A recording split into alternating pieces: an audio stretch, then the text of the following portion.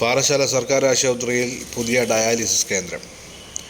2 കോടി രൂപ വകയിരുത്തി പുതിയ ഡയാലിസിസ് കേന്ദ്രത്തിൻ്റെ നിർമ്മാണോദ്ഘാടനം ആരോഗ്യവകുപ്പ് മന്ത്രി ശ്രീമതി വീണ ജോർജ് ഓൺലൈനായി നിർവഹിച്ചു.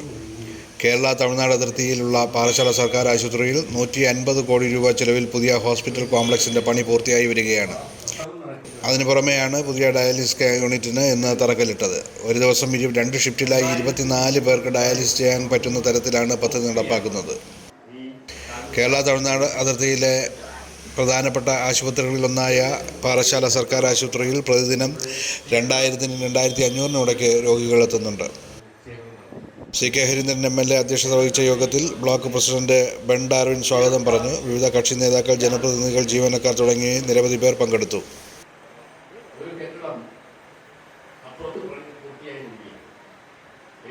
കാര്യങ്ങൾ ഈ വികസന പ്രശ്നങ്ങളെ സംബന്ധിച്ചും ആശുപത്രി പ്രശ്നങ്ങളെ സംബന്ധിച്ചും ഒക്കെ നിരന്തരമായി ഞങ്ങളോട് പോലും നിരന്തരമായി ആവശ്യപ്പെടുന്നത് നമുക്കറിയാം.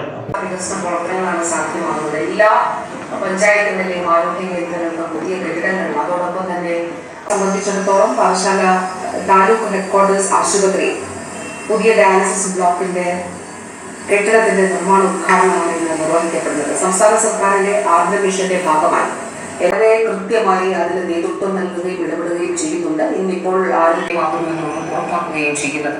ഈ അവസരത്തിൽ എല്ലാവരുടെയും അനുവാദത്തോടെ, ബഹുമാനപ്പെട്ട MLAയുടെയും കൂടി അനുവാദത്തോടുകൂടി നമ്മുടെ ഡയാലിസിസ് ബ്ലോക്കിന്റെ നിർമ്മാണ ഉദ്ഘാടനം നിർവഹിക്കുന്നതായി അറിയിക്കുന്നു. സമയബന്ധിതമായി ഈ നിർമ്മാണ പ്രവർത്തനം പൂർത്തിയാക്കണം എന്നുള്ളത് വളരെ